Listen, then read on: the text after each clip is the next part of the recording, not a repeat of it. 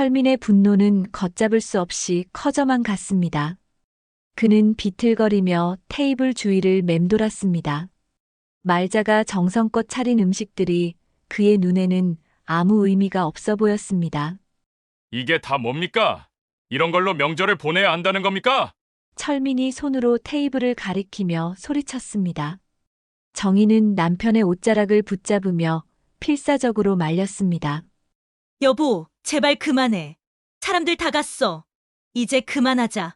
하지만 철민은 아내의 손을 거칠게 뿌리쳤습니다. 그만하라고? 내가 왜 그만해야 합니까? 그 순간 철민의 발이 테이블 다리를 걷어찼습니다. 쿵 하는 둔탁한 소리와 함께 테이블이 흔들렸습니다. 그 위에 놓여있던 접시들이 한꺼번에 미끄러지며 바닥으로 쏟아졌습니다. 송편이 굴러다녔고 국물이 사방으로 튀었습니다. 유리 그릇들이 깨지는 소리가 귀청을 찔렀습니다. 정희는 비명을 지르며 남편을 막아섰습니다. 안 돼. 여보, 정말 안 돼. 하지만 철민은 멈추지 않았습니다. 오히려 더 격렬하게 테이블을 발로 차기 시작했습니다. 이 모든 게 다 거짓말이에요. 겉으로만 그럴싸한 척하는 거짓말. 그의 목소리는 점점 더 커졌고 집 전체가 그 소리로 가득 찼습니다. 방 안에서 손주들의 울음소리가 더욱 크게 터져나왔습니다. 할머니, 엄마, 아이들의 절규가 들렸지만 철민은 아랑곳하지 않았습니다. 그는 이제 완전히 이성을 잃은 사람처럼 보였습니다. 말자는 천천히 다가가 철민 앞에 섰습니다. 철민아, 그만하거라. 제발. 말자의 목소리는 떨렸지만 그 안에는 단호함이 담겨 있었습니다. 하지만 철민은 장모를 똑바로 쳐다보며 비웃었습니다. 그만하라고요? 장모님, 솔직히 말씀드릴까요? 그는 한 걸음 더 다가오며 말을 이었습니다. 당신네 집안 때문에 제 인생이 망했어요. 아시겠어요? 당신네 집안이 저를 이 꼴로 만든 겁니다. 그 말에 정희가 크게 소리쳤습니다. 무슨 소리를 하는 거야? 우리 엄마가 뭘 잘못했어? 철민은 아내를 향해 손가락질을 했습니다. 당신도 마찬가지야. 당신네 집안은 가난하고 쪼잔하고 답답해. 나한테 도움이 된 게 하나도 없어. 정희는 그 말에 주저앉으며 울음을 터뜨렸습니다. 그럼 왜 나랑 결혼했어? 왜 우리 가족한테 왔어? 철민은 대답 대신 허탈하게 웃었습니다. 그러게 말입니다. 왜 했을까요? 후회밖에 안 남네요. 그의 말 한마디 한마디가 칼날처럼 정희의 가슴을 찔렀습니다. 말자는 딸이 무너지는 모습을 보며 주먹을 불끈 쥐었습니다. 추석 아침 경기도 외곽의 작은 시골집 마당에는 아직 이슬이 채 마르지 않았습니다. 담장 너머로 들려오는 매미 소리와 함께 부엌에서는 김말자 할머니가 정성스레 송편을 빚고 있었습니다. 70살의 나이에도 여전히 꼿꼿한 허리 그리고 주름진 손끝으로 반죽을 조물락거리는 모습에서는 세월의 무게가 느껴졌습니다. 오늘은 명절입니다. 오랜만에 딸 정희와 사위 철민 그리고 손주들이 내려온다고 했습니다. 말자는 며칠 전부터 장을 보고 집안 구석구석을 닦으며 준비했습니다. 딸네 가족이 편히 쉬었다 가기를 바라는 마음뿐이었습니다. 송편 속에 들어갈 깨소를 볶으며 말자는 잠시 창밖을 바라봤습니다. 저 멀리 마을 어귀로 차 한 대가 들어서는 게 보였습니다. 아마 정희네일 겁니다. 말자는 재빨리 앞치마를 털고 대문 쪽으로 걸어 나갔습니다. 차에서 내리는 딸의 모습이 보였습니다. 45살 정희는 예전보다 얼굴이 많이 여윈 것 같았습니다. 그 뒤로 사위 철민이 무거운 표정으로 트렁크를 열고 있었습니다. 48살의 철민은 몇 년 전만 해도 사업을 하며 당당했던 사람이었습니다. 하지만 지금은 어딘가 풀이 죽어 있었습니다. 어머니 왔어요. 정희가 어색하게 웃으며 말자에게 다가왔습니다. 말자는 딸의 손을 꼭 잡았습니다. 그래, 잘 왔다. 많이 힘들었지? 정희는 고개를 저으며 아무렇지 않은 척했지만 말자의 눈에는 딸의 지친 기색이 고스란히 보였습니다. 철민은 인사를 짧게 건넨 뒤 짐을 들고 안으로 들어갔습니다. 손주들은 할머니를 보자마자 반갑게 달려왔습니다. 할머니. 아이들의 밝은 목소리에 말자는 얼굴 가득 미소를 지었습니다. 이렇게 다 모이면 그것만으로도 좋았습니다. 집 안으로 들어선 가족들은 각자 자리를 잡았습니다. 말자는 부엌으로 돌아가 차례상 준비를 마저 했습니다. 정희는 어머니를 도우려 했지만 말자는 손사래를 쳤습니다. 괜찮아, 괜찮아. 내가 오랜만에 왔는데 쉬어야지. 정희는 미안한 듯 거실로 돌아갔습니다. 거실에서는 철민이 소파에 앉아 멍하니 텔레비전을 보고 있었습니다. 표정은 굳어 있었고 아이들이 말을 걸어도 대답이 짧았습니다. 정희는 남편의 눈치를 살폈습니다. 요즘 들어 철민의 기분이 자주 가라앉는 걸 알고 있었습니다. 사업이 망한 뒤로 집안 분위기는 계속 무거웠습니다. 차례를 지낼 시간이 되었습니다. 온 가족이 상 앞에 모였습니다. 말자는 정성스레 절을 올렸습니다. 돌아가신 남편 생각에 가슴 한편이 먹먹했습니다. 여보, 우리 딸이 잘 살고 있었으면 좋겠는데 속으로 그렇게 중얼거렸습니다. 정희와 철민도 함께 절을 올렸고 손주들도 어설프게 따라했습니다. 차례가 끝나고 음식을 나눠 먹을 차례였습니다. 말자는 정성껏 차린 음식들을 식탁 위에 펼쳤습니다. 잡채, 전, 갈비찜, 그리고 방금 쪄낸 송편까지. 정희는 어머니가 준비한 음식들을 보며 눈시울을 붉혔습니다. 어머니, 이걸 언제 다 준비하셨어요? 말자는 손을 내저으며 웃었습니다. 별거 아니다. 먹어라, 많이.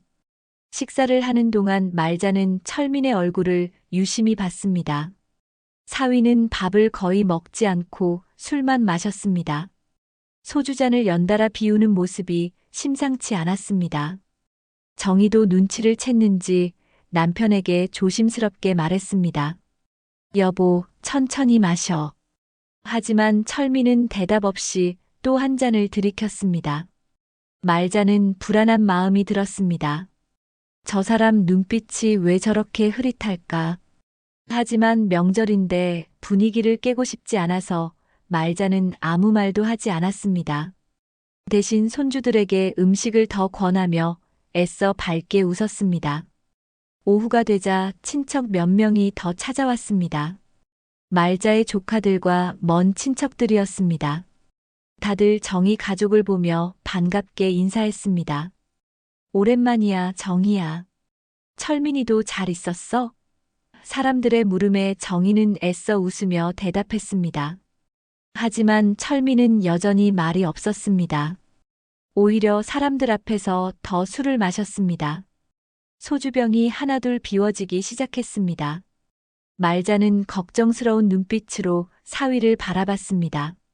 오늘은 무사히 지나갔으면 좋겠는데 그런 바람과는 달리 공기 중에는 어딘지 모를 긴장감이 감돌고 있었습니다. 마치 폭풍 전야 같은 불안한 고요함이었습니다. 저녁 무렵이 되자 집안은 더욱 활기를 띠었습니다. 친척들이 둘러앉아 이런저런 이야기를 나누며 웃음꽃을 피웠습니다. 말자는 부엌을 오가며 사람들에게 음식을 더 내왔습니다. 명절이라 그런지 평소보다 더 분주했지만 이런 시끌벅적함이 말자는 좋았습니다. 가족이 모여 있다는 것만으로도 마음이 따뜻해졌습니다. 하지만 한편으로는 계속 신경 쓰이는 게 있었습니다. 바로 사위 철민이었습니다. 그는 식탁 한쪽 구석에 앉아 혼자서 계속 술을 마시고 있었습니다. 소주병은 어느새 4병째로 접어들었습니다. 철민의 얼굴은 벌겋게 상기되어 있었고 눈빛은 점점 흐릿해졌습니다. 정희는 몇 번이나 남편에게 그만 마시라고 말했지만 철민은 듣는 둥 마는 둥 했습니다. 괜찮아, 오늘 명절인데 이 정도는 괜찮아. 철민은 그렇게 중얼거리며 또 한 잔을 비웠습니다.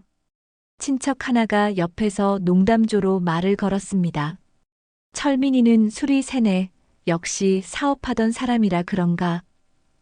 그 말에 철민의 표정이 순간 굳어졌습니다. 사업이요? 그게 다 무슨 소용입니까? 철민이 갑자기 쓴웃음을 지으며 말했습니다. 주변 사람들이 순간 조용해졌습니다. 분위기가 이상하게 흘러가는 걸 느낀 정희가 재빨리 말을 받았습니다. 여보, 그만하자. 오늘 명절이잖아. 하지만 철민은 아내의 말을 무시했습니다. 오히려 목소리가 더 커졌습니다. 명절? 명절이 뭐가 중요합니까? 우리 같은 사람들한테 명절이 무슨 의미가 있어요? 말자는 부엌에서 그 소리를 듣고 가슴이 철렁했습니다. 뭔가 잘못되어 가고 있었습니다. 말자는 재빨리 거실로 나왔습니다. 철민아, 괜찮니? 좀 쉬는 게 어떻겠니? 말자가 부드럽게 물었습니다. 하지만 철민은 장모를 쳐다보며 냉소를 띤 표정을 지었습니다. 장모님, 제가 왜 쉬어야 합니까? 저는 멀쩡합니다. 그의 말투에는 가시가 돋아 있었습니다. 정희는 남편의 팔을 잡으며 애원하듯 말했습니다. 제발, 오늘만이라도 제발하지만 철민은 아내의 손을 뿌리쳤습니다. 친척들은 서로 눈치를 보며 어색한 침묵 속에 앉아 있었습니다. 철민은 비틀거리며 일어났습니다. 그리고 테이블 위에 술병을 집어들었습니다. 한 잔 더 하죠, 뭐. 오늘 명절인데. 그가 술을 따르려는 순간 손이 미끄러지며 잔이 바닥에 떨어졌습니다. 짤그랑 소리와 함께 유리 파편이 사방으로 튀었습니다. 손주들이 깜짝 놀라 울음을 터뜨렸습니다. 말자는 재빨리 아이들을 다른 방으로 데려가려 했습니다. 괜찮아, 괜찮아. 할머니가 치울게. 하지만 철민은 그 자리에 서서 비웃듯 웃었습니다. 뭐가 괜찮아요? 아무것도 괜찮은 게 없는데. 정희는 울먹이는 목소리로 남편을 불렀습니다. 여보, 제발 정신 차려. 우리 엄마 앞에서 그러지 마. 하지만 철민의 눈빛은 이미 이성을 잃은 듯 했습니다. 그는 테이블을 손으로 탁 치며 소리를 질렀습니다. 정신 차리라고? 내가 왜 정신을 차려야 합니까? 내 인생이 이 모양인데. 그의 목소리는 점점 커졌고 집안 전체에 울려 퍼졌습니다. 친척들은 하나둘 자리에서 일어나 밖으로 나가기 시작했습니다. 우리는 먼저 가볼게. 조심해서 들어가세요. 어색한 인사를 남기고 사람들이 떠났습니다. 이제 거실에는 말자, 정희, 철민, 그리고 방 안에서 울고 있는 손주들만 남았습니다.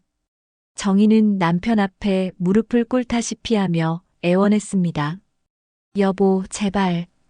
오늘만이라도 참아줘. 우리 엄마가 얼마나 준비했는데 하지만 철민은 비웃듯 고개를 저었습니다. 준비? 뭘 준비했다는 겁니까? 이 낡은 집에서 이 초라한 음식 가지고. 말자는 그 말을 듣고 가슴이 무너지는 것 같았습니다. 하지만 꾹 참았습니다. 사위가 술에 취해서 하는 말이라고 생각하려 했습니다. 철민은 다시 테이블 앞에 털썩 주저앉았습니다. 그리고는 소주병을 들어 직접 입에 대고 마시기 시작했습니다. 정희는 그 모습을 보며 눈물을 흘렸습니다. 말자는 딸의 어깨를 감싸 안았습니다. 정희야, 괜찮다. 내 아빠도 술 마시면 저랬어. 조금 있으면 괜찮아질 거야. 하지만 말자의 목소리에는 떨림이 섞여 있었습니다.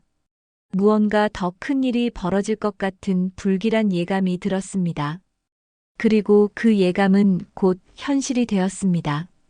철민이 갑자기 벌떡 일어나더니 테이블을 노려봤습니다. 이 모든 게 다 무슨 소용입니까? 그는 손으로 테이블을 내리쳤습니다. 접시들이 흔들렸고 국그릇이 넘어지며 국물이 흘렀습니다. 말자와 정희는 깜짝 놀라 뒤로 물러났습니다. 철민아, 제발 말자가 떨리는 목소리로 말했습니다. 하지만 철민의 분노는 멈추지 않았습니다. 오히려 더 커져만 갔습니다. 그의 눈빛에는 이제 증오마저 서려 있었습니다. 명절의 평화는 완전히 깨져버렸고 이제 남은 건 파국뿐이었습니다. 철민의 분노는 걷잡을 수 없이 커져만 갔습니다. 그는 비틀거리며 테이블 주위를 맴돌았습니다. 말자가 정성껏 차린 음식들이 그의 눈에는 아무 의미가 없어 보였습니다. 이게 다 뭡니까? 이런 걸로 명절을 보내야 한다는 겁니까? 철민이 손으로 테이블을 가리키며 소리쳤습니다. 정희는 남편의 옷자락을 붙잡으며 필사적으로 말렸습니다. 여보, 제발 그만해. 사람들 다 갔어. 이제 그만하자. 하지만 철민은 아내의 손을 거칠게 뿌리쳤습니다. 그만하라고? 내가 왜 그만해야 합니까? 그 순간 철민의 발이 테이블 다리를 걷어찼습니다. 쿵 하는 둔탁한 소리와 함께 테이블이 흔들렸습니다. 그 위에 놓여있던 접시들이 한꺼번에 미끄러지며 바닥으로 쏟아졌습니다. 송편이 굴러다녔고 국물이 사방으로 튀었습니다. 유리 그릇들이 깨지는 소리가 귀청을 찔렀습니다. 말자는 그 광경을 보며 얼어붙었습니다.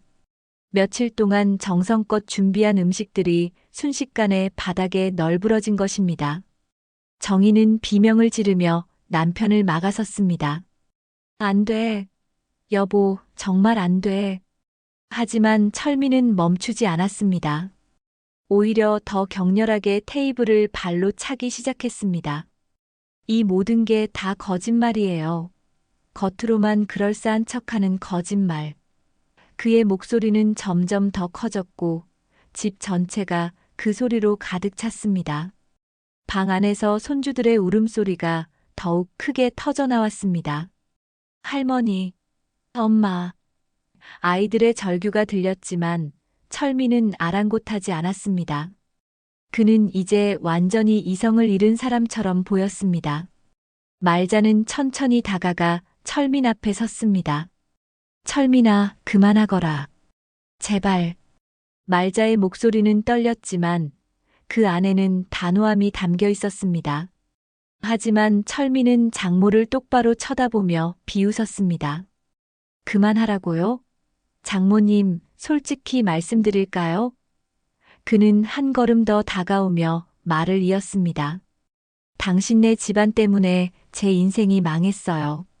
아시겠어요? 당신네 집안이 저를 이 꼴로 만든 겁니다. 그 말에 정희가 크게 소리쳤습니다. 무슨 소리를 하는 거야? 우리 엄마가 뭘 잘못했어? 철민은 아내를 향해 손가락질을 했습니다. 당신도 마찬가지야. 당신네 집안은 가난하고 쪼잔하고 답답해. 나한테 도움이 된 게 하나도 없어. 정희는 그 말에 주저앉으며 울음을 터뜨렸습니다. 그럼 왜 나랑 결혼했어? 왜 우리 가족한테 왔어? 철민은 대답 대신 허탈하게 웃었습니다. 그러게 말입니다. 왜 했을까요? 후회밖에 안 남네요. 그의 말 한마디 한마디가 칼날처럼 정희의 가슴을 찔렀습니다. 말자는 딸이 무너지는 모습을 보며 주먹을 불끈 쥐었습니다. 철민아, 내가 지금 무슨 말을 하는지 알기나 하니? 말자가 차분하지만 단단한 목소리로 물었습니다. 철민은 장모를 향해 다가서며 냉소를 지었습니다. 알죠, 당연히 알죠.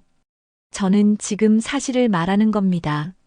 장모님, 당신은 우리한테 뭘 해준 게 있습니까? 그의 말에 말자의 얼굴이 굳어졌습니다. 내가 뭘 해줬냐고? 말자가 되물었습니다.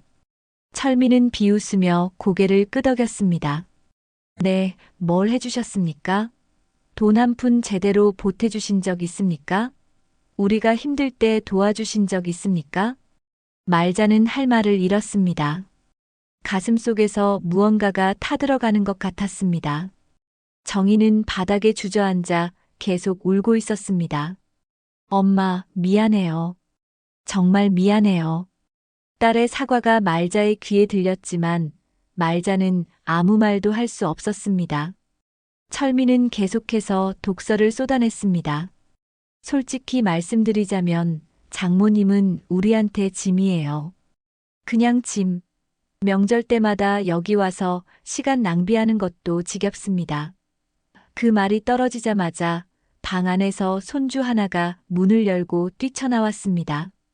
아빠, 그만해요. 할머니한테 왜 그래요? 8살짜리 손주가 할머니 앞을 막아서며 소리쳤습니다. 아이의 얼굴은 눈물 범벅이었습니다. 철민은 자신의 아들을 보며 잠시 멈칫했습니다. 하지만 곧 다시 화를 냈습니다. 내가 뭘 알아? 들어가 있어. 아이는 겁에 질려 할머니 뒤로 숨었습니다. 말자는 손주를 꼭 안으며 등을 토닥였습니다. 괜찮아, 괜찮아. 할머니가 있어. 하지만 말자의 목소리는 더 이상 평온하지 않았습니다. 그 안에는 분노와 슬픔이 뒤섞여 있었습니다. 철민은 다시 소주병을 집어들었습니다. 그리고는 남은 술을 단숨에 들이켰습니다. 병을 바닥에 내팽개치자 또다시 유리가 깨지는 소리가 났습니다. 이제 다 끝났어요.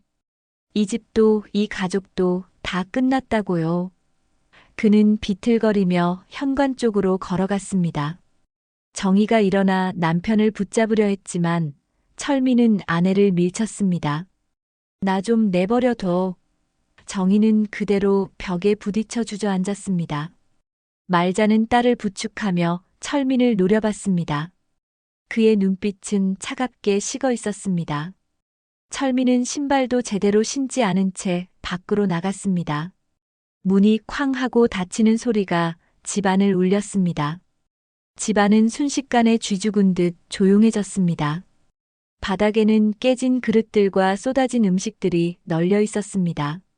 말자는 딸과 손주들을 바라봤습니다. 모두 울고 있었습니다.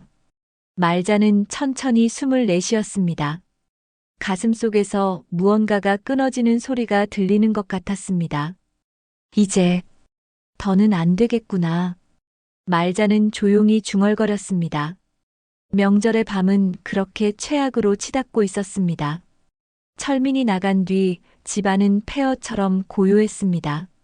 바닥에는 깨진 그릇 조각들이 흩어져 있었고 벽에는 국물 자국이 남아 있었습니다. 말자는 천천히 주저앉아 그 광경을 바라봤습니다. 며칠 동안 정성껏 준비한 명절 음식들이 이렇게 순식간에 망가져 버렸습니다. 하지만 음식보다 더 큰 것이 깨져버렸습니다. 바로 가족이라는 이름으로 유지해온 끈이었습니다. 정희는 벽에 기댄 채 계속 울고 있었습니다. 엄마, 미안해요. 정말 미안해요. 딸의 사과는 끝없이 이어졌습니다. 말자는 딸에게 다가가 손을 잡았습니다. 괜찮다, 정희야. 내 잘못이 아니야. 하지만 정희는 고개를 저었습니다. 아니에요. 제가 남편을 제대로 못 다스려서 이런 일이 생긴 거예요. 엄마한테 이런 모욕을 당하게 해서 정희는 말을 잇지 못하고 다시 울음을 터뜨렸습니다. 방 안에서 손주들도 계속 훌쩍이고 있었습니다. 말자는 일어나서 방문을 열었습니다. 애들아, 괜찮아. 할머니가 여기 있어. 손주들은 할머니를 보자 우르르 달려와 안겼습니다. 말자는 아이들을 품에 안으며 등을 쓰다듬었습니다. 무섭지? 할머니도 무서웠어. 하지만 이제 괜찮아. 말자의 목소리는 떨렸지만 아이들 앞에서는 최대한 침착함을 유지하려 애썼습니다. 손주 중 큰아이가 할머니를 올려다보며 물었습니다. 할머니, 아빠가 왜 그래요? 할머니한테 나쁜 말하면 안 되는 건데 아이의 순수한 질문에 말자는 할 말을 잃었습니다. 어떻게 설명해야 할까요? 어른들의 복잡한 사정을 아이들이 이해할 수 있을까요? 아빠가 지금 많이 힘드신 거야. 그래서 실수를 한 거지. 말자는 최대한 부드럽게 대답했습니다. 하지만 속으로는 분노가 끓어올랐습니다. 아무리 힘들어도 이렇게까지 할 수 있단 말인가? 자신의 장모에게, 자신의 아내에게, 심지어 자식들이 보는 앞에서 말자는 주먹을 불끈 쥐었습니다.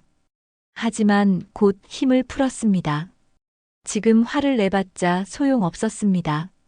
일단 이 상황을 정리하는 게 급선무였습니다. 말자는 아이들을 방으로 다시 들여보냈습니다. 조금만 있으면 할머니가 맛있는 거 가져다 줄게. 방에서 기다려. 아이들이 방으로 들어가자 말자는 정희에게 다가갔습니다. 딸은 여전히 벽에 기댄 채 멍하니 앉아 있었습니다. 정희야, 일어나자. 같이 치우자. 말자가 딸의 손을 잡아 일으켰습니다. 정희는 비틀거리며 일어났습니다. 두 사람은 말없이 바닥에 널린 그릇 조각들을 주우기 시작했습니다. 깨진 접시를 줍는 말자의 손이 떨렸습니다. 이 접시는 남편이 살아계실 때 장만한 것이었습니다. 그릇 하나하나에 추억이 담겨 있었는데 이렇게 산산이 부서져 버렸습니다. 정희는 걸레로 바닥을 닦으며 계속 눈물을 흘렸습니다. 엄마, 저 어떡해요? 저 정말 어떡하죠? 딸의 절규에 말자는 가슴이 미어졌습니다.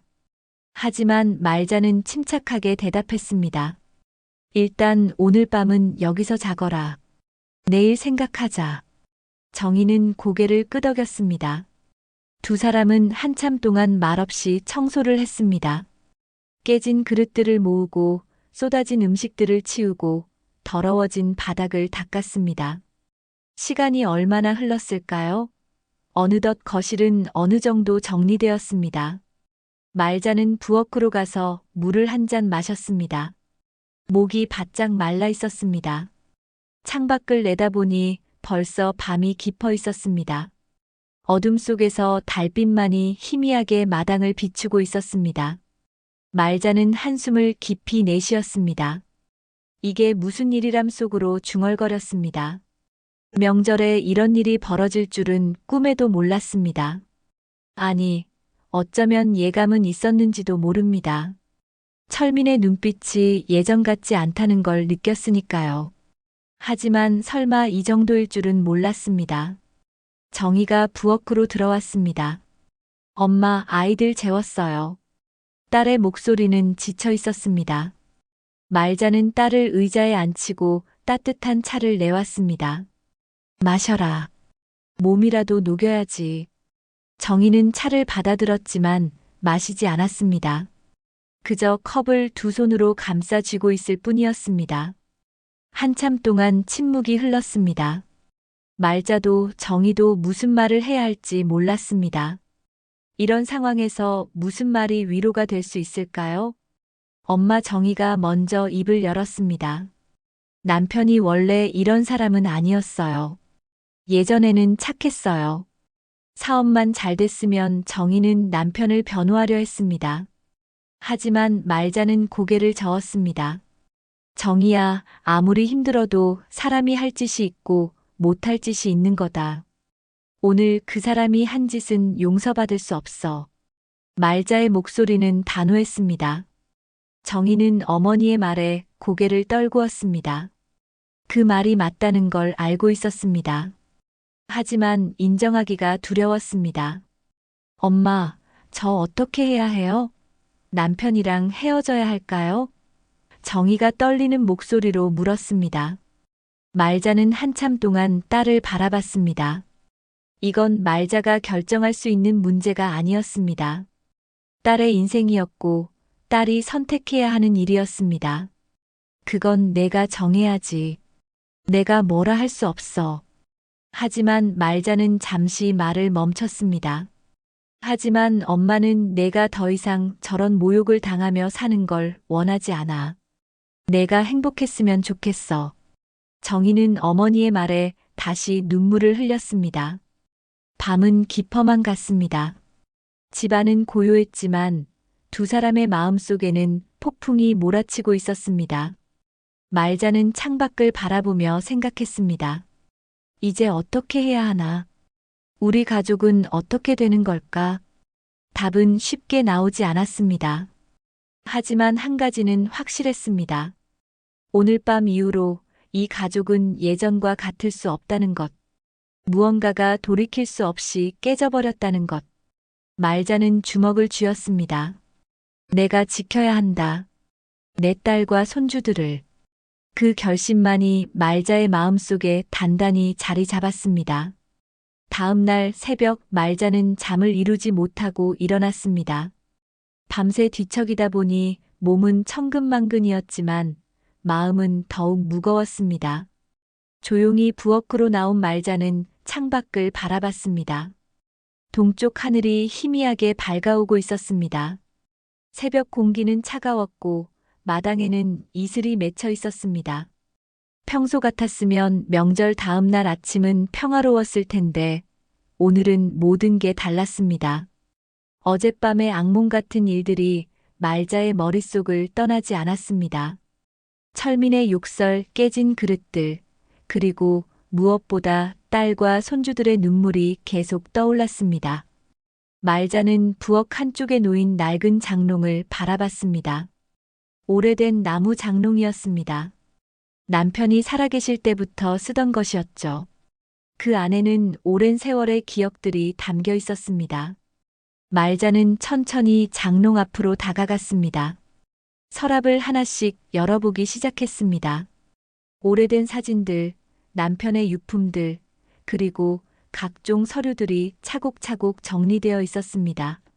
말자는 가장 아래 서랍을 열었습니다. 그곳에는 두툼한 봉투 하나가 숨겨져 있었습니다. 말자는 그 봉투를 꺼내 손에 쥐었습니다. 봉투는 묵직했습니다.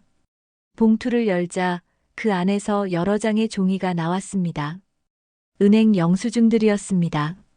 말자는 하나하나 펼쳐보며 확인했습니다. 3년 전부터 시작된 송금 내역들이었습니다. 모두 철민의 이름으로 된 빚을 갚은 기록이었습니다. 철민이 사업에 실패한 뒤 여기저기서 빌린 돈들이 눈덩이처럼 불어났었습니다. 정희는 그 사실을 알고 있었지만 말자가 몰래 돈을 보태주고 있다는 건 몰랐습니다. 말자는 자신의 노후 자금을 조금씩 털어 사위의 빚을 갚아주고 있었던 것입니다. 딸이 고생할까봐, 사위의 체면이 무너질까봐 그렇게 했습니다. 말자는 영수증들을 다시 봉투에 넣으며 한숨을 쉬었습니다. 내가 바보였지 속으로 중얼거렸습니다. 자신이 도와준 사람이 어제 그렇게 자신을 모욕했다는 사실이 믿기지 않았습니다. 하지만 이제는 더 이상 참을 수 없었습니다. 말자는 결심했습니다. 이 사실을 모두에게 밝혀야겠다고. 진실을 알아야 한다고. 더 이상 혼자 감추고 살 수는 없었습니다. 말자는 봉투를 꼭 쥐고 거실로 나왔습니다. 아직 모두 자고 있었습니다. 말자는 소파에 앉아 봉투를 무릎 위에 올려놓고 기다렸습니다. 1시간쯤 지났을까요? 정희가 방에서 나왔습니다. 밤새 울었는지 눈이 퉁퉁 부어 있었습니다. 엄마, 벌써 일어나셨어요? 정희가 놀라며 물었습니다. 말자는 고개를 끄덕였습니다. 잠이 안 와서 말이야. 정희는 어머니 옆에 앉았습니다. 그때 말자의 무릎 위에 놓인 봉투를 발견했습니다. 그게 뭐예요, 엄마? 정희가 물었습니다. 말자는 잠시 망설이다가 봉투를 딸에게 건넸습니다. 열어봐라. 정희는 의아한 표정으로 봉투를 받아들었습니다. 봉투 안의 영수증들을 하나씩 꺼내보던 정희의 얼굴이 점점 굳어갔습니다. 이게 뭐예요? 정희의 목소리가 떨렸습니다. 말자는 조용히 대답했습니다. 내 남편 빚이야. 내가 갚았어.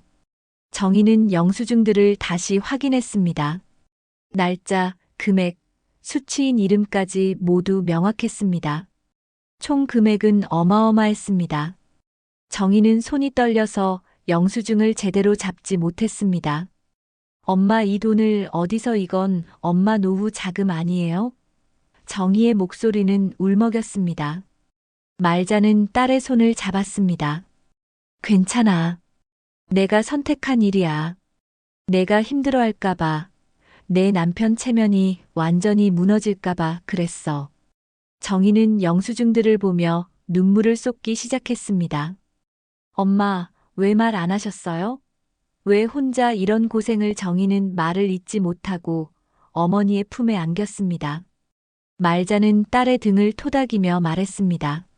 엄마니까 그랬지. 내 딸이 웃는 게 좋아서 그랬어. 하지만 말자의 목소리에는 이제 쓸쓸함이 배어 있었습니다. 자신의 희생이 결국 아무 의미가 없었다는 걸 깨달았으니까요. 한참을 울던 정희가 고개를 들었습니다. 엄마, 남편이 이 사실을 알고 있었을까요? 말자는 고개를 저었습니다. 모를 거야. 일부러 숨겼으니까. 내 남편 자존심 상할까봐 정희는 영수증들을 다시 봤습니다. 그런데 어제 남편은 엄마한테 엄마가 아무것도 해준 게 없다고 정희는 말을 마치지 못하고 다시 눈물을 흘렸습니다. 말자는 단호하게 말했습니다. 그래서 이제는 알려야 해. 진실을 알아야 한다고. 더 이상 참고 살 수 없어. 그때 대문이 열리는 소리가 들렸습니다. 두 사람은 깜짝 놀라 현관 쪽을 바라봤습니다. 철민이 들어오고 있었습니다. 밤새 어디서 잤는지 옷은 구겨져 있었고 얼굴은 창백했습니다. 철민은 집 안으로 들어서다가 소파에 앉아 있는 장모와 아내를 보고 멈칫했습니다. 왔구나. 말자가 차가운 목소리로 말했습니다. 철민은 머뭇거리다가 현관에 신발을 벗었습니다. 죄송합니다. 어젯밤에 그가 사과하려 했지만 말자가 손을 들어 막았습니다. 앉아라. 말자의 목소리는 단호했습니다. 철민은 어쩔 수 없이 거실로 들어와 멀찍이 앉았습니다. 정희는 영수증들을 꼭 쥐고 남편을 바라봤습니다. 말자는 천천히 일어나 철민 앞으로 다가갔습니다. 철민아, 내가 어젯밤에 한 말 기억하니? 철민은 고개를 숙였습니다. 죄송합니다. 제가 술을 너무 많이 마셔서 말자가 그의 말을 끊었습니다. 술 때문이라고? 술을 마셔도 사람이 할 말이 있고 안 할 말이 있는 법이야.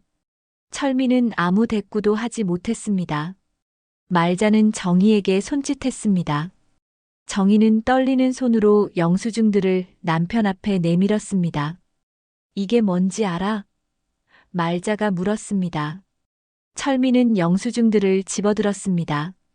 처음에는 무슨 내용인지 몰랐던 그의 얼굴이 점점 창백해졌습니다.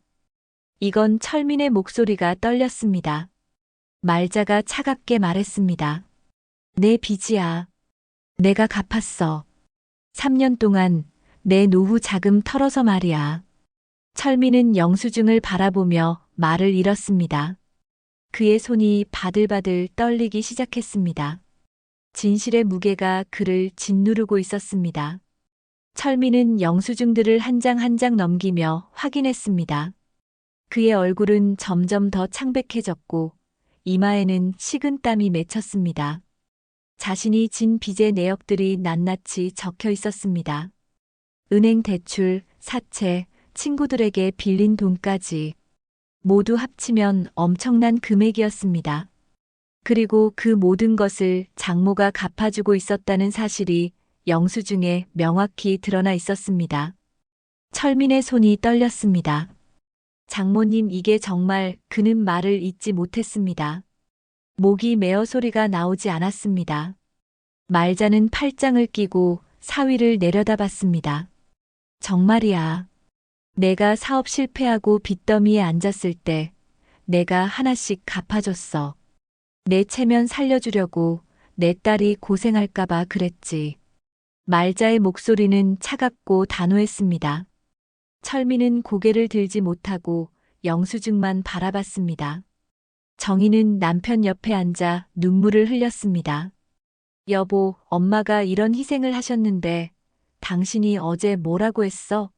엄마가 우리한테 해준 게 없다고? 엄마가 짐이라고. 정희의 목소리는 분노와 슬픔으로 가득 차 있었습니다. 철민은 머리를 감싸 쥐었습니다. 저는 몰랐습니다. 정말 몰랐어요. 그의 목소리는 떨렸습니다. 말자가 냉소를 지었습니다. 몰랐다고? 몰랐으면 다야? 내가 몰랐던 건 내 빚을 누가 갚아주는지였지. 내 장모가 어떤 사람인지는 알았어야 했어. 말자의 말에 철민은 고개를 더욱 숙였습니다. 그는 자신이 저지른 일의 무게를 이제야 깨닫고 있었습니다. 어젯밤 자신이 쏟아낸 욕설들이 하나하나 떠올랐습니다. 그것들이 얼마나 잔인하고 부당한 것이었는지 이제야 알게 되었습니다. 장모님, 정말 죄송합니다. 제가 짐승만도 못한 짓을 했습니다. 철민이 떨리는 목소리로 사과했습니다. 하지만 말자는 냉담하게 대답했습니다. 미안하다고 다 되는 게 아니야. 내가 어젯밤에 한 짓은 용서받기 어려워. 철민은 바닥에 무릎을 꿇었습니다. 장모님, 제발 제가 잘못했습니다.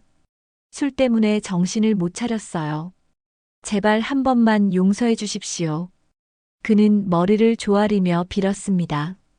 하지만 말자의 표정은 변하지 않았습니다. 이미 무너진 신뢰는 쉽게 회복될 수 없었습니다. 정희가 남편을 일으켜 세우려 했습니다. 일어나요. 이제 무릎 꿇는다고 해결될 일이 아니에요. 정희의 목소리에는 실망과 분노가 섞여 있었습니다. 철민은 아내를 올려다봤습니다. 당신 나한테 화났어? 정희는 눈물을 닦으며 대답했습니다. 당연하죠. 당신이 우리 엄마한테 한 짓을 보고 어떻게 화가 안 나겠어요? 철민은 할 말을 잃었습니다. 아내조차 이제 자신의 편이 아니라는 걸 깨달았습니다. 그는 완전히 고립되어 있었습니다. 말자는 창밖을 바라보며 말했습니다. 철민아, 내가 너한테 바랐던 건 많지 않았어. 그저 내 딸을 잘 대해주고 손주들을 잘 키우고 가정을 지켜주길 바랐지. 돈이 많든 적든 상관없었어. 그런데 너는 어제 그 모든 걸 다 짓밟았어. 말자의 목소리에는 깊은 실망이 배어 있었습니다. 철민은 아무 말도 할 수 없었습니다. 장모의 말 한마디 한마디가 가슴에 비수처럼 꽂혔습니다. 그는 자신이 얼마나 큰 잘못을 저질렀는지 뼈저리게 느끼고 있었습니다. 그때 방문이 열리며 손주 하나가 나왔습니다. 밤새 울었는지 눈이 퉁퉁 부어 있었습니다. 할머니 아이가 할머니를 불렀습니다. 말자는 재빨리 손주에게 다가가 안아 올렸습니다. 응, 할머니 여기 있어. 배고프지? 아이는 고개를 끄덕였습니다.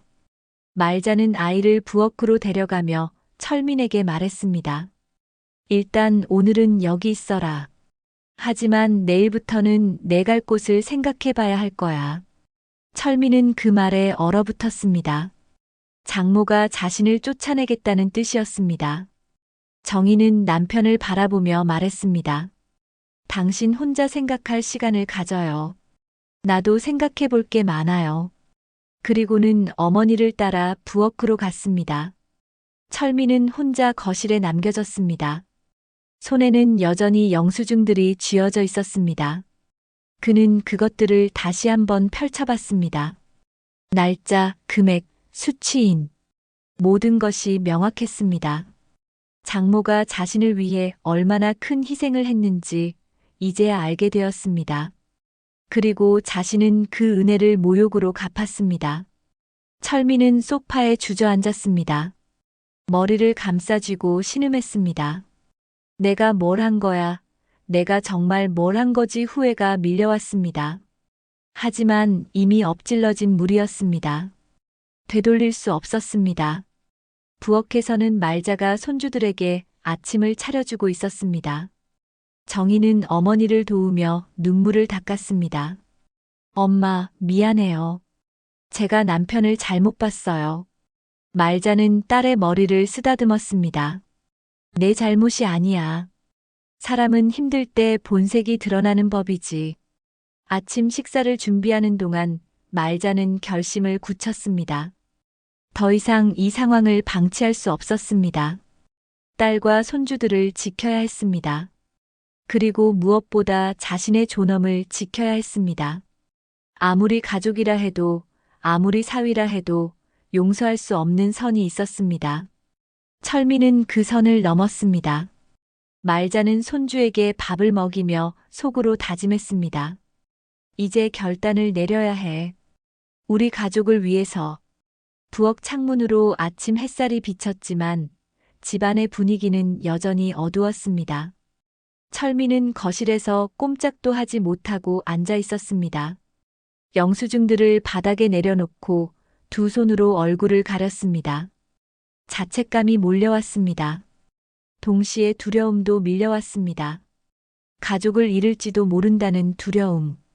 아내와 아이들을 잃을지도 모른다는 공포. 하지만 그 모든 것이 자신이 자초한 일이었습니다. 술 때문이라고, 스트레스 때문이라고 변명할 수도 없었습니다. 결국 선택한 것은 자신이었습니다. 그리고 이제 그 대가를 치러야 했습니다. 거실의 정적 속에서 철민의 한숨 소리만이 공허하게 울려 퍼졌습니다.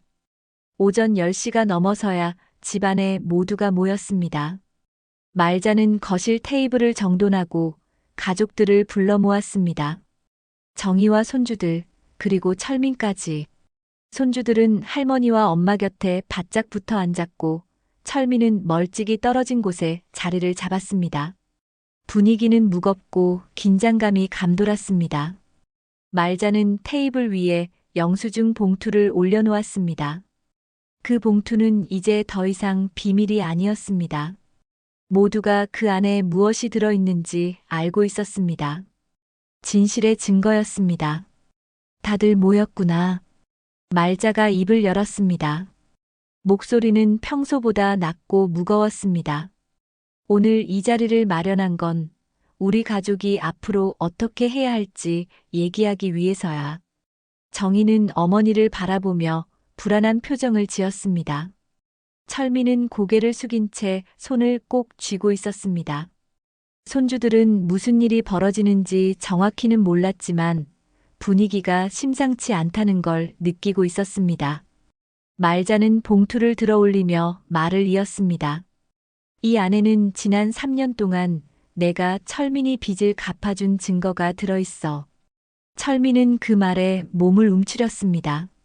정희는 남편을 힐끗 쳐다봤다가 다시 어머니를 바라봤습니다. 말자는 계속 말했습니다. 나는 내 노후 자금을 털어서 이 빚들을 갚았어. 은행 대출, 사채, 친구들한테 빌린 돈까지. 모두 합치면 내가 평생 모은 돈의 대부분이었지. 말자의 목소리가 잠시 떨렸습니다. 하지만 곧 다시 단호해졌습니다. 나는 내 딸이 힘들까봐, 내 사위의 체면이 무너질까봐 이 일을 비밀로 했어. 아무한테도 말하지 않았지. 심지어 정희한테도. 정희는 눈물을 흘리며 고개를 숙였습니다. 말자는 딸의 어깨를 가볍게 두드려주고 다시 말을 이었습니다. 하지만 어제 철민이는 나한테 뭐라고 했지? 말자가 철민을 똑바로 쳐다봤습니다. 철민은 고개를 들지 못했습니다. 말자가 대신 말했습니다. 나한테 아무것도 해준 게 없다고 했어. 우리 가족이 짐이라고 했지. 술상을 엎고 욕을 퍼부었어. 손주들이 보는 앞에서 말이야. 손주 중 큰아이가 아빠를 쳐다봤습니다. 아이의 눈빛에는 실망이 가득했습니다. 말자는 잠시 숨을 고르고 말을 이었습니다. 나는 평생 이 집안을 지키며 살았어. 남편 없이도 어려운 환경 속에서도 내 딸 하나 잘 키우려고 악착같이 버텼지. 그리고 내 딸이 결혼하고 손주들이 생겼을 때 나는 정말 행복했어. 가족이 늘어났다는 게 기뻤어. 말자의 눈가가 붉어졌습니다. 하지만 어제 일로 깨달았어. 가족이라는 이름만으로는 부족하다는 걸. 서로를 존중하고 감사할 줄 알아야 진짜 가족이라는 걸. 말자는 철민을 똑바로 바라봤습니다. 철민아, 너는 어제 그 선을 넘었어. 아무리 힘들어도, 아무리 술에 취했어도 사람이 해서는 안 될 짓을 했어. 말자의 목소리는 차갑고 단호했습니다. 철민은 입술을 깨물며 고개를 숙였습니다. 장모님 정말 죄송합니다. 제가 용서받을 수 없는 짓을 했다는 걸 압니다. 철민의 목소리는 떨렸습니다. 말자는 고개를 저었습니다. 미안하다는 말로는 부족해. 내가 한 행동은 우리 모두에게 상처를 남겼어. 그 상처는 쉽게 아물지 않아. 정희가 조심스럽게 입을 열었습니다. 엄마, 저는 어떻게 해야 할까요? 딸의 질문에 말자는 잠시 침묵했습니다. 그리고 천천히 대답했습니다. 정희야, 그건 내가 결정해야 해. 내 인생이고 내 가정이니까. 하지만 엄마는 한 가지만 말할게. 말자는 딸의 손을 잡았습니다. 너는 더 이상 이런 모욕을 받으며 살 필요가 없어. 너와 아이들은 언제든 이 집으로 돌아올 수 있어. 엄마가 지켜줄게. 정희는 어머니의 말에 눈물을 쏟았습니다. 철민이 벌떡 일어났습니다. 장모님, 그럴 수는 없습니다. 제가 잘못했습니다. 제발 한 번만 기회를 주십시오. 그는 다시 무릎을 꿇으려 했지만 말자가 손을 들어 막았습니다. 일어나, 철민아. 무릎 꿇는다고 해결될 일이 아니야. 내가 정말 반성한다면 내 행동으로 보여줘야 해. 철민은 멈칫했습니다. 행동으로요? 말자가 고개를 끄덕였습니다. 그래. 말만으로는 아무도 믿지 않아. 내가 정말 변했는지, 우리 가족을 소중히 여기는지 행동으로 증명해야 해. 말자는 자리에서 일어나 창밖을 바라봤습니다. 하지만 그 전에 나는 결정을 내렸어. 모두가 긴장한 표정으로 말자를 바라봤습니다. 말자는 돌아서서 철민을 똑바로 쳐다봤습니다. 철민아, 나는 너와 연을 끊겠어. 그 말에 거실이 순간 얼어붙었습니다. 정희가 놀라서 벌떡 일어났습니다. 엄마. 철민도 창백한 얼굴로 말자를 쳐다봤습니다. 장모님, 그게 무슨 말자는 손을 들어 모두를 진정시켰습니다. 내 말을 끝까지 들어봐. 연을 끊는다는 건 너를 더 이상 내 사위로 여기지 않겠다는 뜻이야. 내가 어제 한 행동은 용서할 수 없어. 하지만 말자는 잠시 말을 멈췄습니다. 하지만 정희와 아이들은 다른 문제야. 그건 정희가 결정할 일이지. 만약 정희가 너와 계속 살기로 한다면 나는 반대하지 않아. 하지만 나 개인적으로는 너를 더 이상 가족으로 받아들일 수 없어. 말자의 목소리는 단호했지만 그 안에는 깊은 슬픔도 섞여 있었습니다. 이런 결정을 내리는 것이 말자에게도 쉽지 않았던 것입니다. 철민은 그 자리에 주저앉았습니다. 장모님, 제발 용서해 주십시오. 그는 울먹이며 빌었습니다. 하지만 말자는 고개를 저었습니다. 미안하지만 내 결심은 확고해. 내가 앞으로 어떻게 사느냐는 내 몫이야.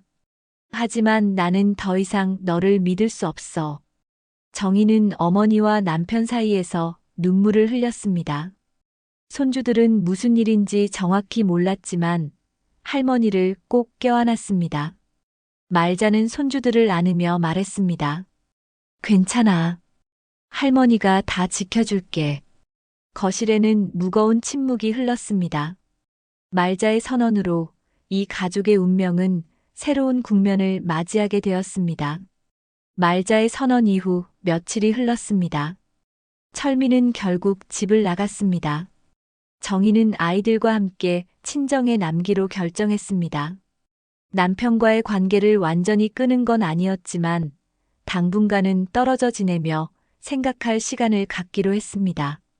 철민은 떠나기 전 말자에게 깊이 고개를 숙였습니다. 말은 없었지만 그의 눈빛에는 깊은 후회가 담겨 있었습니다. 말자는 그를 말없이 지켜봤습니다. 용서는 아직 할 수 없었지만 미움도 완전히 사라지지는 않았습니다.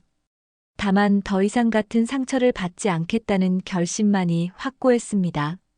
집안은 조용해졌습니다. 하지만 그 조용함은 예전과 달랐습니다. 무겁고 답답한 침묵이 아니라 평온하고 안정된 고요함이었습니다. 말자는 손주들과 함께 마당에서 시간을 보냈습니다. 아이들은 처음에는 아빠가 없어서 울었지만 시간이 지나면서 조금씩 안정을 찾아갔습니다. 할머니와 엄마의 사랑이 아이들을 감싸 안았습니다. 말자는 손주들에게 옛날 이야기를 들려주고 함께 밭일도 했습니다. 아이들의 웃음소리가 다시 집안에 울려 퍼졌습니다. 그 소리가 말자의 마음을 조금씩 녹여주었습니다. 정희는 어머니를 도우며 지냈습니다. 친정에서 지내는 동안 정희는 많은 생각을 했습니다. 자신의 결혼 생활, 남편과의 관계, 그리고 앞으로의 삶에 대해서 쉽지 않은 고민이었습니다. 하지만 어머니의 존재가 큰 힘이 되었습니다. 말자는 딸을 다그치지 않았습니다. 그저 곁에 있어주고 필요할 때 손을 내밀어 주었습니다. 천천히 생각해. 엄마는 내가 어떤 결정을 내리든 지지할게. 말자의 말에 정희는 눈물을 흘렸습니다.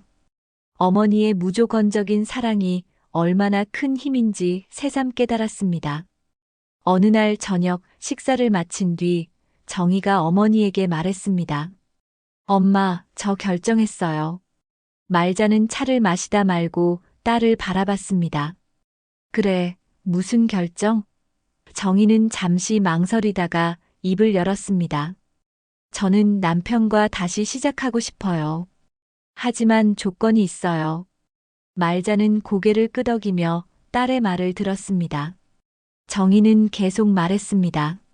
남편이 정말 변했는지, 진심으로 반성했는지 확인하고 싶어요. 그리고 엄마한테 제대로 사과하고 용서를 구하는 모습을 봐야 해요.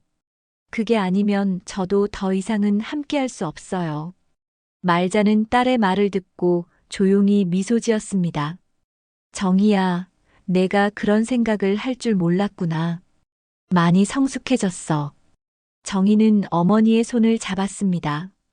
엄마가 보여준 강함을 배웠어요. 엄마는 평생 우리를 위해 희생하셨지만 부당한 대우는 받지 않으셨잖아요. 저도 그렇게 살고 싶어요. 말자는 딸을 꼭 안아주었습니다. 그래, 잘 생각했어. 내 인생은 내가 선택하는 거야. 엄마는 항상 내 편이야.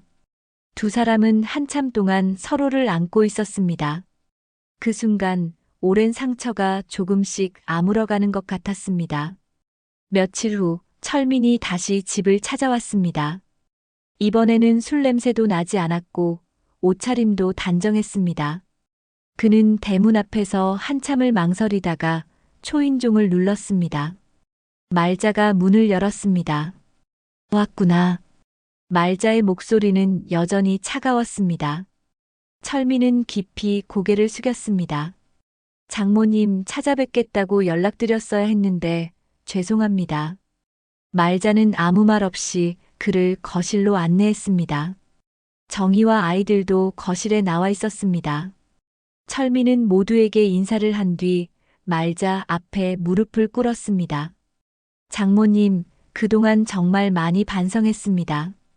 제가 얼마나 끔찍한 짓을 저질렀는지, 장모님께 얼마나 큰 상처를 드렸는지 깨달았습니다. 철민의 목소리는 진심이 담겨 있었습니다. 장모님께서 제 빚을 대신 갚아주신 것도, 저를 위해 희생해주신 것도 이제야 제대로 알게 됐습니다. 제가 그 은혜를 모욕으로 갚았습니다. 용서받을 수 없다는 걸 압니다. 하지만 철민은 잠시 말을 멈추고 눈물을 닦았습니다. 하지만 앞으로 제 남은 인생을 걸고 속죄하며 살겠습니다. 제발 한 번만 기회를 주십시오. 말자는 한참 동안 철민을 바라봤습니다. 그의 눈빛에서 진심을 읽을 수 있었습니다. 하지만 쉽게 마음이 풀리지는 않았습니다. 철민아, 나는 내가 진심으로 반성한다는 걸 느낄 수 있어. 하지만 용서는 쉽지 않아. 시간이 필요해. 철민은 고개를 끄덕였습니다. 알고 있습니다. 시간이 얼마나 걸리든 기다리겠습니다. 말자는 정희를 바라봤습니다. 딸이 고개를 끄덕이는 게 보였습니다. 말자는 한숨을 쉬고 다시 철민을 바라봤습니다. 일어나라. 무릎 꿇고 있지 말고. 철민이 일어나자 말자가 말했습니다. 나는 아직 너를 완전히 용서할 수는 없어. 하지만 정희가 너에게 다시 기회를 주고 싶다고 했어. 나는 딸의 결정을 존중할 거야. 철민은 고개를 들어 아내를 바라봤습니다. 정희가 조용히 말했습니다. 하지만 조건이 있어요. 앞으로 다시는 술을 마시지 말아요. 그리고 우리 엄마를 진심으로 모셔야 해요. 만약 다시 한 번이라도 그런 짓을 한다면 그땐 정말 끝이에요. 철민은 힘차게 고개를 끄덕였습니다. 약속합니다. 다시는 그런 일 없을 겁니다. 손주들이 조심스럽게 아빠에게 다가왔습니다. 아빠, 큰아이가 아빠를 불렀습니다. 철민은 아이들을 끌어안았습니다. 미안해, 아빠가 잘못했어. 앞으로는 좋은 아빠가 될게. 아이들은 아빠의 품에 안겨 울었습니다. 말자는 그 모습을 보며 눈가가 촉촉해졌습니다. 가족이라는 게 이런 거구나 하고 생각했습니다. 상처를 주고받지만 또 서로를 끌어안고 다시 시작하는 것. 쉽지 않지만 그래도 포기할 수 없는 것. 말자는 조용히 부엌으로 갔습니다. 그리고 가족들을 위해 저녁 준비를 시작했습니다. 저녁 식사 시간이 되었습니다. 온 가족이 식탁에 둘러앉았습니다.